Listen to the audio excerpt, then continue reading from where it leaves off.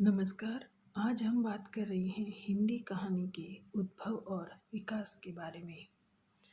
हिंदी कहानी का जन्म कब हुआ और आज वह जहाँ तक पहुँची है उसका विकास आज तक किस प्रकार हुआ है, इसके बारे में बात करेंगे।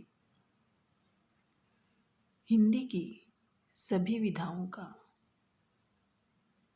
प्रारंभ जो है भारतेंदु युग में माना जाता है। आधुनिक काल में सभी जो विधाएं हैं, निबंध है, आलोचना है, इन सब का प्रारंभिक रूप हमें भारतेंदु युग में देखने को मिलता है। हिंदी कहानी जो है भारतेंदु युग में आधुनिक हिंदी कहानियाँ नहीं लिखी गई। हिंदी कहानी का आरंभ या कहें कि जन्म सरस्वती पत्रिका जो 1900 ईस्वी में प्रारंभ हुई, सरस्वती पत्रिका के प्रकाशन के साथ ही आधुनिक हिंदी कहानी का जन्म माना जाता है। आरंभ में जो कहानियाँ लिखी जाती थी वे बंगला और अंग्रेजी से प्रभावित थी, पाश्चात्य कहानी से प्रभावित थी। इन कहानियों में कुछ शेक्सपियर के नाटकों के आधार पर, कुछ संस्कृत नाटकों के आधार पर, कुछ बंगला कहानियों को रूपांतरित करके, कुछ लोक कथाओं से प्रेरणा लेकर और कुछ जीवन की वास्तविक घटनाओं को दृष्टि में रखकर प्रस्तुत की गई थी। हमारे यहाँ पर लोक कथाएं प्रचलित थी, संस्कृत कथाएं प्रचलित थी, तो उनका आधार लेकर और बंगला और अंग्रेजी से प्रभावित होकर हिंदी कहानी का, आधुनिक हिंदी कहानी का जन्म हुआ, उसका संस्कार हुआ। जो प्रारंभिक कथा लेखक हैं उनकी जो कहानियाँ हैं वे सभी सरस्वती पत्रिका और इंदु पत्रिका में ही प्रकाशित हुई। हिंदी की पहली कहानी किसे माना जाए, इसको लेकर विद्वानों में पर्याप्त मतभेद है, विवाद है। कुछ विद्वान किशोरीलाल गोस्वामी की इंदुमती को प्रथम कहानी मानते हैं। कुछ विद्वान इंशा अल्लाह खां की रानी केतकी की कहानी को हिंदी की प्रथम कहानी ठहराते हैं। कुछ के अनुसार माधव प्रसाद मिश्र की एक टोकरी भर मिट्टी हिंदी की प्रथम कहानी है, तो कुछ आचार्य रामचंद्र शुक्ल द्वारा रचित 11 वर्ष का समय नामक कहानी को हिंदी की प्रथम कहानी बताते हैं।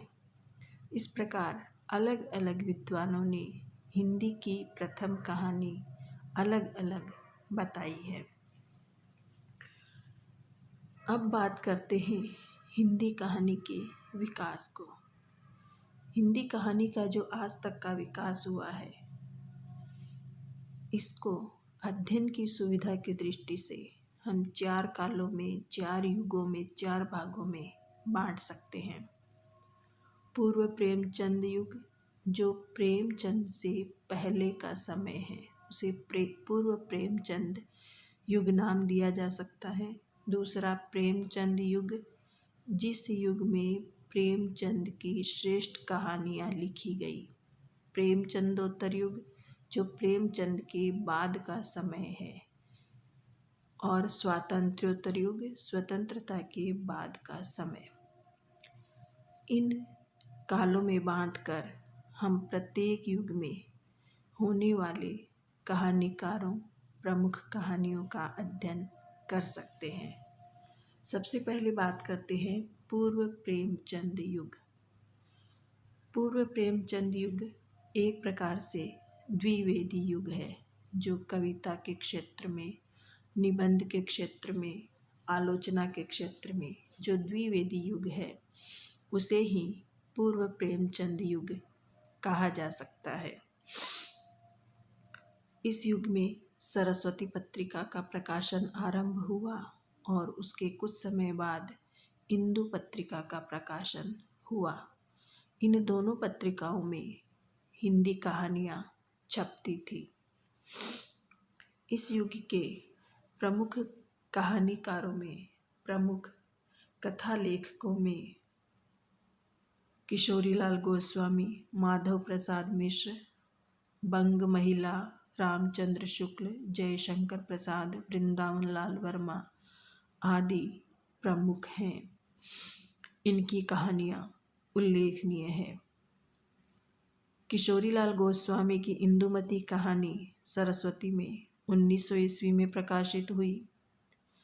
यह जो कहानी है शेक्सपियर के टेम्पेस्ट नाटक के आधार पर लिखी गई है। हमने प्रारंभ में कहा है कि जो आरंभिक कहानियाँ हैं कुछ शेक्सपियर के नाटकों के आधार पर, संस्कृत नाटकों के आधार पर, बंगला कहानियों को आधार बना करके या लोक कथाओं से प्रेरणा लेकर के इस प्रकार से लिखी गई है। तो किशोरीलाल गोस्वामी की जो इंदुमती कहानी है वह शेक्सपियर के टेम्पेस्ट नाटक के आधार पर लिखी गई है।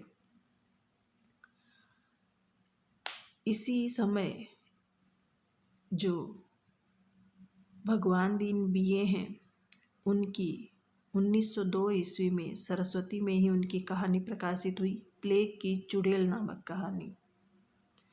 यह जो कहानी है यह वास्तविक परिस्थिति का चित्र प्रस्तुत करने वाली है। सरस्वती पत्रिका में ही रामचंद्र शुक्ल की 11 वर्ष का समय नामक कहानी 1903 ईस्वी में प्रकाशित हुई और जो बंग महिला है उनकी कहानी दुलाई वाली 1907 ईस्वी में प्रकाशित हुई। जो हिंदी के आरंभिक मौलिक कहानीकार हैं उनमें इन सभी का नाम ही प्रमुख है। जो वृंदावन लाल वर्मा है 1909 ईस्वी में उन्होंने राखी बंद भाई नामक कहानी लिखकर ऐतिहासिक कहानियों की शुरुआत की। यह समय ऐसा है जिस समय सभी प्रकार की प्रवृत्तियां जो है उनका एक प्रकार से उद्भव स्रोत, सभी का उद्भव, ऐतिहासिक कहानियाँ लिखी गई, मनोवैज्ञानिक कहानियाँ आगे चलकर लिखी गई, सामाजिक लिखी गई, राजनीतिक लिखी गई, सभी प्रकार की कहानियाँ आगे चल कर के लिखी गई। लेकिन उनका जो बीज रूप है, उनका जो उद्भव स्रोत है वह हमें इस युग की कहानियों में दिखाई देता है।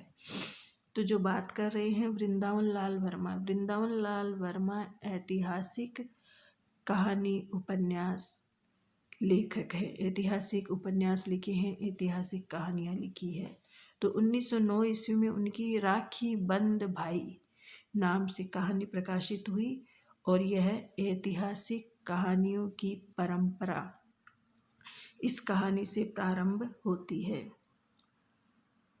1909 ईस्वी में काशी से इंदु पत्रिका का प्रकाशन प्रारंभ हुआ और इंदु पत्रिका में जयशंकर प्रसाद की भावात्मक कहानियाँ प्रकाशित हुई। राधिका रमण प्रसाद एक कहानीकार हुए हैं, उनकी भी भावपूर्ण कहानियाँ हैं और उनकी भावपूर्ण कहानी जो कानों में कंगना इंदु में ही प्रकाशित हुई।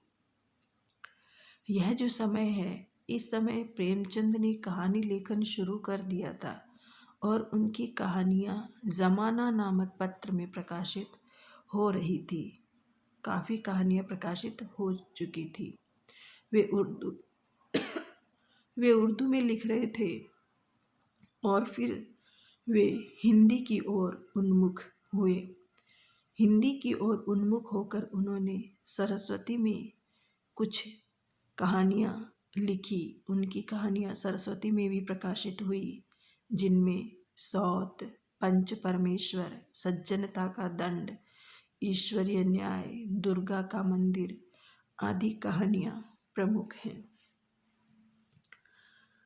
चंद्रधर शर्मा प्रसिद्ध कहानीकार हुए हैं और इनकी बहुत ही प्रसिद्ध कहानी है उसने कहा था। ये कहानी भी 1915 ईस्वी में सरस्वती में प्रकाशित हुई।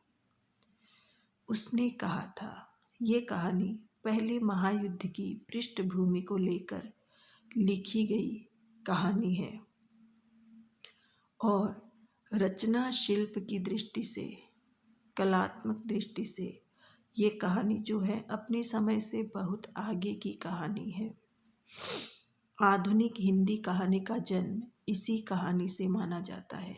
चंद्रधर शर्मा गुलेरी की उसने कहा था कहानी से आधुनिक हिंदी कहानी का जन्म माना जाता है।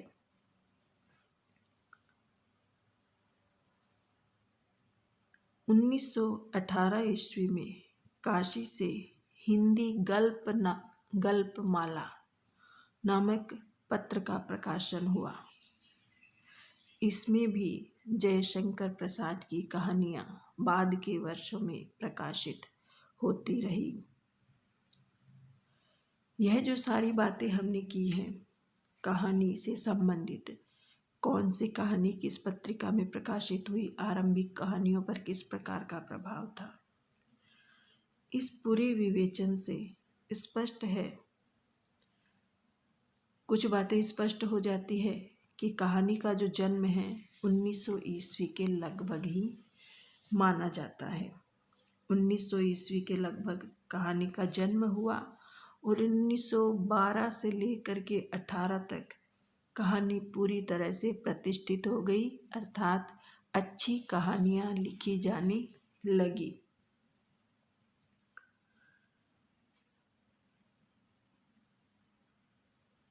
यहाँ पर भारतीय जनमानस में प्राचीन लघु कथाओं का संस्कार था और पाश्चात्य कहानी कला से परिचित होते ही वह संस्कार जाग उठा और हिंदी में कलापूर्ण कहानियाँ लिखी जाने लगी। कलापूर्ण कहानियों की दृष्टि से प्रेमचंद और प्रसाद, इन दोनों ने ही, ये दो इस युग के प्रसिद्ध कहानीकार थे। हालांकि इनकी कहानी कला उत्कर्ष को आगे चलकर पहुंची, लेकिन इस युग में इन्होंने कहानी लिखना प्रारंभ किया था और इनकी कहानी जो कहानी कला उत्कर्ष पर आगे के युगों में पहुंची, इन दोनों ही कहानी लेखकों ने दो भिन्न भिन्न प्रवृत्तियों का प्रतिनिधित्व किया, अर्थात दोनों ही प्रसिद्ध श्रेष्ठ कहानीकार हैं, लेकिन दोनों की दिशाएं अलग अलग हैं, दोनों की प्रवृत्तियां अलग अलग हैं। जो प्रेमचंद है जीवन की वास्तविक घटनाओं और समस्याओं को लेकर आदर्श की प्रतिष्ठा कर रहे थे, अर्थात प्रेमचंद जीवन की वास्तविक घटनाओं और समस्याओं को लेकर के कहानी लिखते हैं, तो प्रसाद मनुष्य के भीतरी भाव द्वंद्व को व्यक्त करने में लीन थे। प्रेमचंद जो हैं प्रमुख रूप से वर्तमान के दुख दर्द, हार जीत, न्याय अन्याय, इन पर कहानी रचना कर रहे थे, जबकि प्रसाद अतीत में कल्पना के सहारे रम रहे थे। अतीत से, इतिहास से उन्होंने कथ्य को लिया है और उसमें कल्पना को मिला करके कहानियों की रचना की है। प्रेमचंद की भाषा भी सामान्य जन के अनुसार ही है, बोलचाल की मुहावरेदार, चुस्त और सजीव भाषा प्रेमचंद की कहानियों में मिलती है। तो दूसरी ओर जो प्रसाद हैं, जयशंकर प्रसाद हैं, चूँकि ये एक कवि थे तो उनके कवि रूप का प्रभाव उनकी कहानियों की भाषा में भी दिखाई देता है। इनकी भाषा काव्यमयी, अलंकृत तत्संप्रधान भाषा थी। इन दोनों ही लेखकों ने, प्रेमचंद और प्रसाद, दोनों ने ही आगे के जो भी लेखक हुए उनको बहुत प्रभावित किया। कहानी के क्षेत्र में प्रेमचंद का स्थान बहुत ही महत्वपूर्ण है। आगे चल कर के उनकी एक से एक अच्छी कहानी सामने आई, जिससे उन्हें कहानी सम्राट, कथा सम्राट माना गया। इस युग में कहानियों के अनुवाद भी हुए। बंगला की जो कहानियाँ हैं उनके अनुवाद हिंदी में किए गए।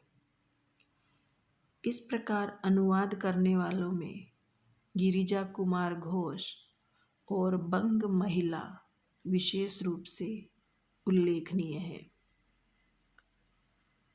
ये कुछ बात है प्रेमचंद पूर्व युग की कहानियों के बारे में। प्रेमचंद युग की कहानियाँ, प्रेमचंदोत्तर कहानियाँ, इनके बारे में बात आगे की क्लास में करेंगे।